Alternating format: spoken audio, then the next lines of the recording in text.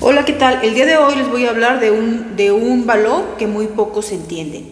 Este valor es el valor de la tolerancia. Vivimos en una época en la que si dices la verdad, muchos te llaman intolerante. Pero en este video yo te voy a decir quiénes son los verdaderos intolerantes, cuáles son las ventajas de ser tolerante y cuáles son las desventajas de ser intolerante.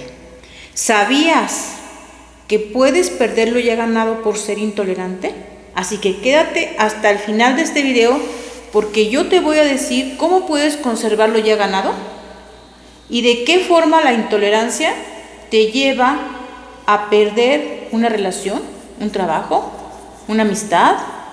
Incluso hay quienes pierden la libertad y la vida por ser intolerantes. ¿Te habrán dicho alguna vez que es bueno ser tolerante? Pero nunca nadie te ha dicho cómo ser tolerante. En principio, la tolerancia significa que tú respetas y aceptas a la otra persona tal y como es. Ahora, con un ejemplo, te voy a decir quién es una persona tolerante por excelencia, el mejor ejemplo de todos. Este lo tenemos en Jesucristo. Jesucristo, cuando fue crucificado en la cruz, estaba pasando por un momento de dolor inmenso. Estaba muriendo justo de dolor. Sin embargo, en ese momento él estaba orando por sus verdugos. Le estaba diciendo a Dios que los perdonara porque no sabían lo que hacían. Ese es el mejor ejemplo de tolerancia. Y también citando otro ejemplo bíblico, pero ahora de la intolerancia, tenemos a los fariseos. Si se acuerdan, los fariseos representan a esas personas intolerantes. Y ahorita les explico por qué. Les dije en un principio que una persona, cuando dice la verdad, es catalogada como intolerante, cuando en realidad los intolerantes son otros, que incluso conviven con nosotros y muchos no los han detectado. Y ahorita me acuerdo de ellos porque así como los fariseos buscaban a Jesús para hacerle preguntas, con la finalidad de que se equivocara en sus respuestas, para tener un motivo para acusarlo y poderlo condenar a muerte. Le hacían preguntas existenciales, como por ejemplo si era bueno trabajar en sábado, si estaba permitido o no el divorcio, si tenía que pagarse el tributo al César, porque ellos pensaban que iba a contestar de una forma que lo iba a incriminar. Y Jesús siempre tuvo una respuesta sabia, de modo que no tenían un motivo justificado para matarlo. Y en una de esas preguntas o comentarios que hicieron los fariseos fue lo siguiente. Ellos decían que Jesús era incoherente porque si predicaba a Dios, ¿cómo era posible que también a la vez estuviera conviviendo y comiendo con pecadores? Toda vez que, si se acuerdan, en una ocasión le dijo al apóstol Mateo, que en ese momento era recaudador de impuestos, que iba a cenar en su casa. Y Mateo pues no tenía buena fama, era un cobrador de impuestos que incluso cobraba más de lo justo, tomaba vino y no tenía una buena imagen ante la sociedad. Pero ¿qué creen que contesta? Jesús contesta con sabiduría, igual que en otras ocasiones, que no necesitan un médico las personas sanas, y que sino los enfermos, y que él no había venido a llamar a los justos, sino a los pecadores. Como ven, pues los fariseos son el ejemplo clásico de una persona intolerante. Y no estamos tan lejos de la realidad, porque tenemos muchas personas intolerantes a nuestro alrededor. Personas que se acercan a nosotros, nos cuestionan con la finalidad de encontrar algo en nuestro decir para luego ir a decirlo a los demás, y a eso se le llama cizaña. Esas son las personas intolerantes, no los que dicen la verdad, sino los que la distorsionan, y de eso nos tenemos que cuidar. Por eso, si les han dicho sean tolerantes, pero no les han dicho cómo, de nada sirve. Y yo aquí se los voy a decir, pero en primer lugar, pues voy a decirles dónde está la respuesta, ¿sí? Vamos primero a ver lo que dice la Biblia de la tolerancia, porque la Biblia es el libro de libros y donde viene la verdad.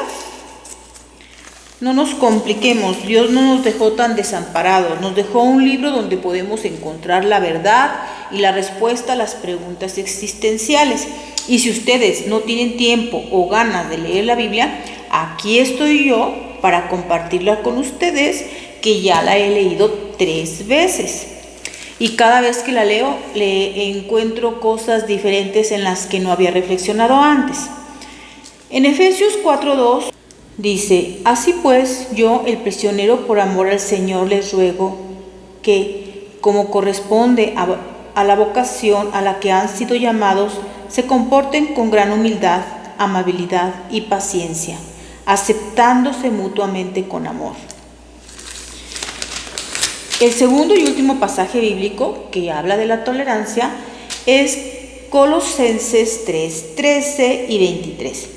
Y dice: sopórtense mutuamente y perdónense cuando alguno tenga motivos de queja contra otro. Lo que hagan, háganlo de todo corazón, buscando agradar al Señor y no a los hombres, sabiendo que en recompensa recibirán del Señor su herencia, y que es a Cristo el Señor a quien sirven. Como se puede advertir de estos pasajes bíblicos, Dios nos dice que tenemos que ser tolerantes unos con otros, pero aparte dice que a los que sean tolerantes los va a heredar como hereda a los que son sus servidores. Entonces, si ustedes ya saben que es Dios quien nos pide que nos soportemos unos a otros, y que aparte, si nosotros logramos obedecer este mandato, hay una promesa donde nos dice que nos va a hacer herederos, con mayor razón nosotros vamos a preferir ser tolerantes a ser intolerantes. Si no por amor, por convicción, ¿sí? ¿Por qué? Porque aquí hay una promesa bíblica que habla de una herencia, y esa herencia es en vida. Por eso, solos no podemos, pero nosotros podemos ser tolerantes sabiendo que tal vez la persona que nos está fastidiando no se lo merece. Sin embargo, nosotros lo hacemos en consideración a alguien que nos lo está pidiendo y que sí se merece nuestra obediencia. Y que, dicho sea de paso, aparte hay una promesa: si logramos nosotros ser tolerantes. Entonces aquí está la clave. No pienses en la persona que es intolerante en este momento, piensa en que gracias a tu tolerancia tú encuentras el favor de Dios. ¿Cuáles son las ventajas de la tolerancia? Primera, permite resolver los conflictos sin violencia. ¿Cuántas veces las personas tomadas no se ofenden y llegan hasta los golpes, lesiones, incluso otras cosas peores? O en el tránsito de vehículos, ¿cuántas veces no se ofenden porque les levantan la voz o andan jugando a las carreras y terminan mal? Ahí también está otro ejemplo de intolerancia. Muchas de las veces empieza una reunión familiar en sana paz, pero de inmediato sale el mismo intolerante a ofender con las mismas cosas como lo ha hecho siempre. Entonces, aquí Hay que poner límites, sí, pero como te digo, tiene mucha ventaja ser tolerante porque tú te estás acordando en ese momento que es Dios quien te lo está pidiendo y que en obediencia hay una promesa muy buena para ti que te hace heredero. La segunda ventaja, ayuda a tomar mejores decisiones. Está demostrado que las mejores decisiones que nosotros tomamos en nuestra vida es cuando estamos en estado de gracia. Es decir, cuando estamos en una etapa de la vida en que a Dios le agrada lo que tú estás haciendo con tu vida. En cambio, las peores decisiones que hemos tomado en la vida son aquellas en las que nos dejamos arrastrar por nuestras emociones, ¿sí? O sea, no pensamos con la cabeza, sino que pensamos con el corazón. Entonces, este tipo de decisiones, la tolerancia significa que te des un tiempo para reflexionar en lo que vas a decir, en lo que vas a hacer, en lo que vas a manifestar en ese momento, ya sea de forma verbal o con tu lenguaje corporal. Y la tercera ventaja principal es que conlleva a la paz, ¿sí? Tiene mucha relación con la primera porque permite resolver conflictos sin violencia, y la tercera es que conlleva a la paz. Esas son las grandes ventajas. Y ahora, las desventajas, por dejarse llevar por la ira, porque normalmente el intolerante está pasando por un momento de ira, toma las peores decisiones en ese momento y puede perder lo ya ganado. Por ejemplo, en los niños, ellos tienen poca tolerancia a la frustración, porque piensan que los problemas que están pasando en ese momento, por ejemplo, cuando son niños que están sufriendo acoso escolar, piensan que eso va a ser así toda la vida, por su corta experiencia. Y hay muchas personas que, aunque sean adultas, siguen pensando como niños. Piensan que ese acoso laboral o que ese acoso escolar, en el caso de los niños, va a durar toda la vida, o que no va a tener fin, o que no tienen manera de defenderse. Por eso es tan importante que pues en las escuelas, en el trabajo, en donde sean lugares públicos, se hable del tema de la tolerancia. Porque así como todos tenemos un niño interior, también tenemos un león ahí, que de un momento a otro puede despertar y podemos tomar las peores decisiones de nuestra vida. Porque está demostrado que la persona intolerante está pasando por un momento de ira. Y ese momento de ira es como si estuviera tomado o drogado. Hace cosas que no haría en su sano juicio. Y aquí en la Biblia nos dice cómo nos podemos defender de las personas intolerantes. ¿Cómo podemos ser personas tolerantes? Acordándonos de esa promesa. Ahora bien, es cierto que hay ocasiones en que desafortunadamente las personas intolerantes están demasiado cerca de nosotros. En esos casos, lo que se recomienda es guardar distancia. Por salud, guardar distancia. Y bueno, volviendo al tema de los niños, los pequeños problemas, los niños en su corta edad, como no han tenido más experiencia, y hay muchos adultos con pensamientos de niños, no tienen manera de conocer este tema. Tienen poca tolerancia a la frustración. De manera que optan por la idea de tener pensamientos de desaparecer. Y cuando tienen ese tipo de pensamientos, nadie sospecha. Los últimos en que sospechan son los padres. Entonces, por eso es un tema tan importante que se debe de hablar, se debe de dar mucha información con respecto a este tema. Miren, yo les voy a comentar una anécdota. En una etapa de mi vida a mí me correspondía como trabajo hacer 2 visitas a la semana a los reclusorios para para pues a informarles a los que estaban internos del estado procesal de su asunto. Y recuerdo que en una ocasión estaba privado de su libertad un joven que apenas había alcanzado la mayoría de edad por un delito contra la salud. Sí, era un delito de los simples, porque tenía derecho a incluso salir libre bajo fianza, tenía derecho, si se le dictaba la sentencia, a que se pudiera conmutar por una multa. En la visita que yo le hice, porque eran 2 por semana, en una me dijo, dígale a mi mamá que si me puede mandar unos guaraches, porque aquí me quitaron los míos. Pues yo le dije a la mamá le llevó zapatos.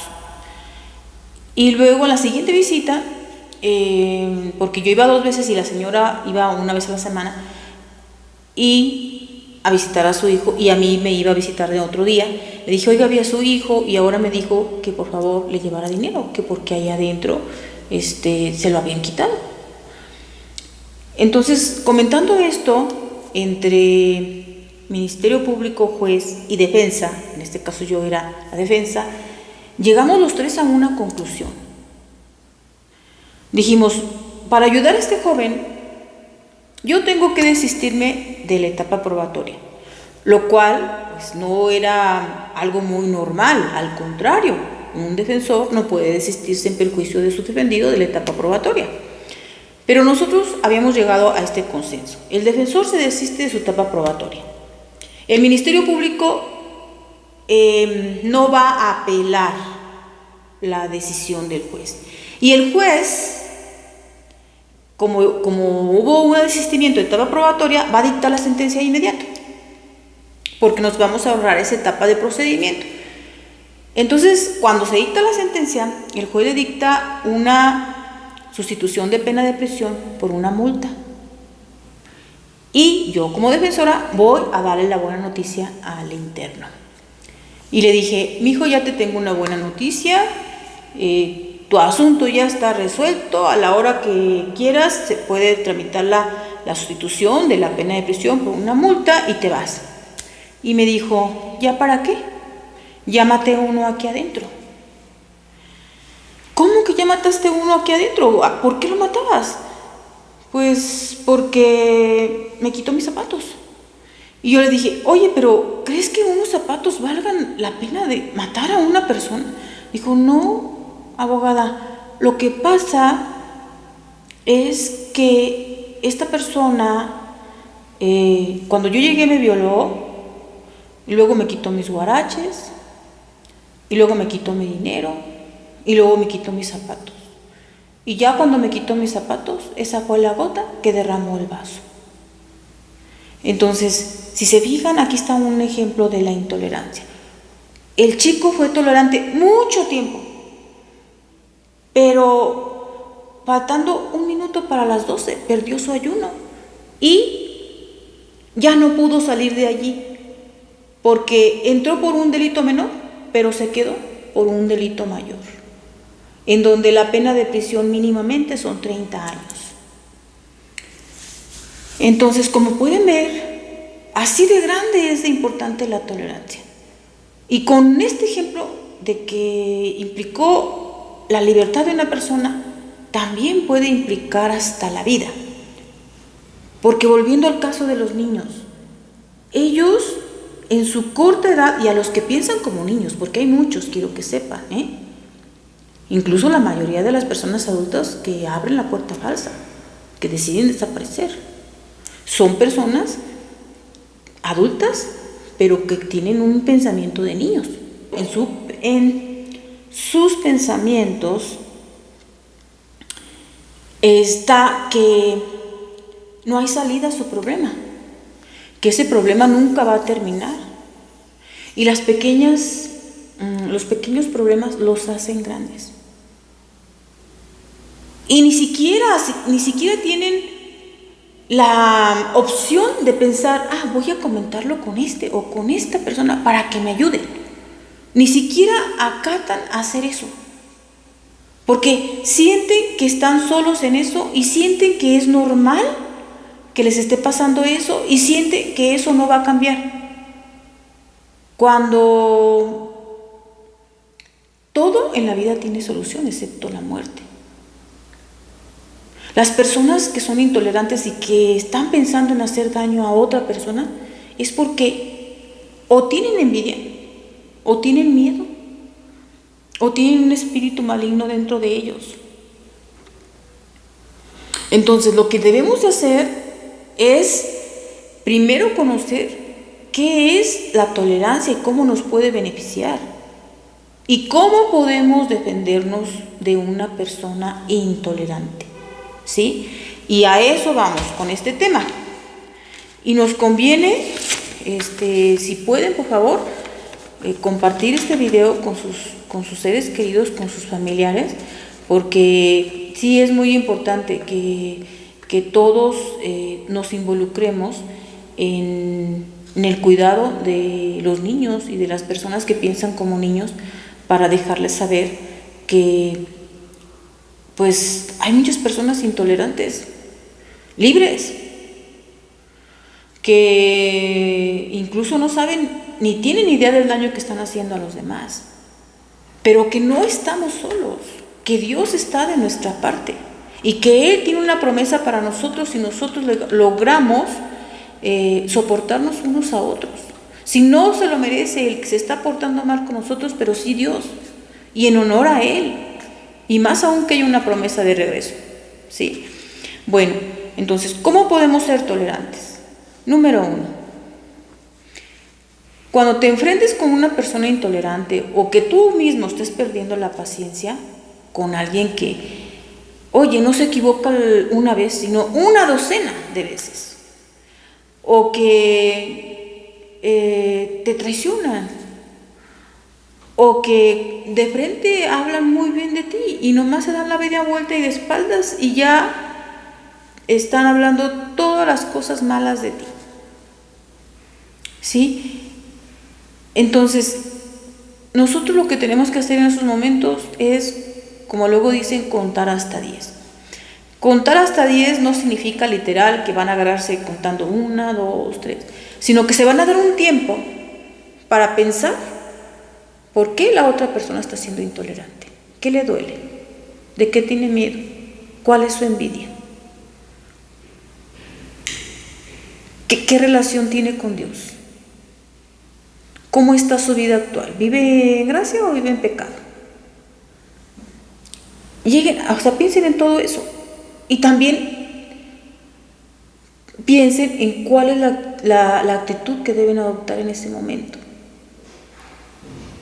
Sí, ustedes escuchen y hablen cuando tengan que hablar, pero con fundamento. La palabra de Dios tiene doble filo. Si ustedes citan algún pasaje bíblico, pueden vencer a la persona con la que están hablando. Pero obviamente la persona es intolerante y eso le enoja más, ¿sí? Cuando tú hablas de la verdad, como lo dije al principio, piensan que tú eres la intolerante. Pero si tú ya citas un fundamento bíblico, ya te escuchan, porque la palabra de Dios tiene doble filo.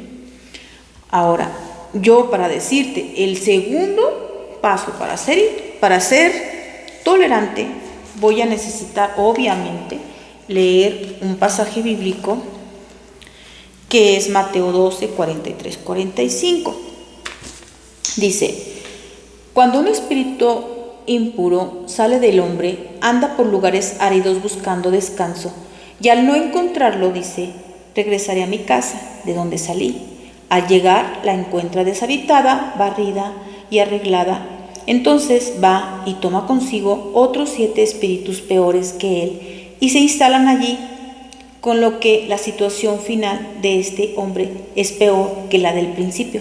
Así le ocurrirá también a esta generación perversa. Significa que una persona que está alejada de Dios es tierra fértil para que no solamente uno, sino una legión, 7 espíritus peores, entren a esa persona. Entonces, no se desgasten, no se desgasten preguntando ¿por qué a mí? Ni se desgasten preguntando ¿por qué es tan malo conmigo? Porque no están frente a una persona tú por tú, sino que están luchando contra seres invisibles que están dentro de esa persona. Y este pasaje se refiere pues que las personas que están vacías de Dios, las que no están protegidas, las que no ejercen su apostolado o su religión, viven sin Dios, pues son tierra fértil para que el malo se meta dentro de ellos y les pasen todas las cosas que no esperaban, porque ahí no habita Dios, sino el malo. ¿Sí? Entonces, en Mateo 18, 15, 17 establece: por eso, si tu hermano te ofende,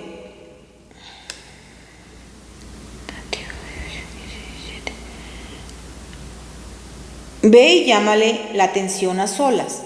Si te hace caso, habrás ganado a tu hermano. Si no te hace caso, toma contigo uno o dos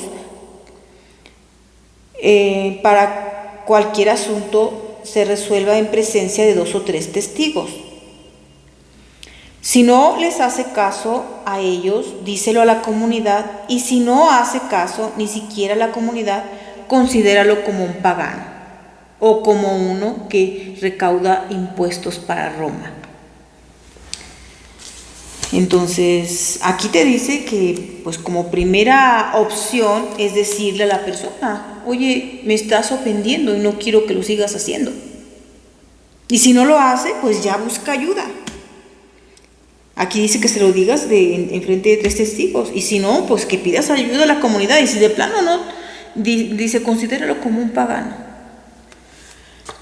Y lo mejor que podemos hacer en ese caso es la distancia. Tomar la distancia y así, miren, ojos que no ven, corazón que no siente. Ahora vamos con Marcos 5, 1 a 13. Dice: llegaron a la otra orilla del lago, a la región de los Gerasenos. En cuanto desembarcó Jesús, le salió al encuentro de entre los sepulcros un hombre poseído con un espíritu impuro. Vivía entre los sepulcros y nadie podía sujetarlo, ni siquiera con cadenas. Muchas veces lo habían sujetado con argollas y cadenas, pero él había roto las cadenas y destrozado las argollas. Nadie podía dominarlo. Continuamente día y noche andaba entre los sepulcros y por la montaña dando gritos e hiriéndose con piedras. Al ver a Jesús desde lejos, vino corriendo y se postró ante él y gritó con todas sus fuerzas: ¿qué tengo yo que ver contigo, Jesús, Hijo del Dios Altísimo? Te conjuro por Dios que no me atormentes. Es que Jesús le estaba diciendo: espíritu impuro, sal de este hombre. Entonces le preguntó: ¿cómo te llamas? Jesús le preguntó al poseído: ¿cómo te llamas? Él respondió: Legión. Legión es mi nombre porque somos muchos. Y le rogaba insistentemente que no los echara fuera de la región. Había allí cerca de una gran cantidad de cerdos que estaban buscando alimento al pie de la montaña, y los demonios rogaban a Jesús: envíanos a los cerdos para que entremos en ellos.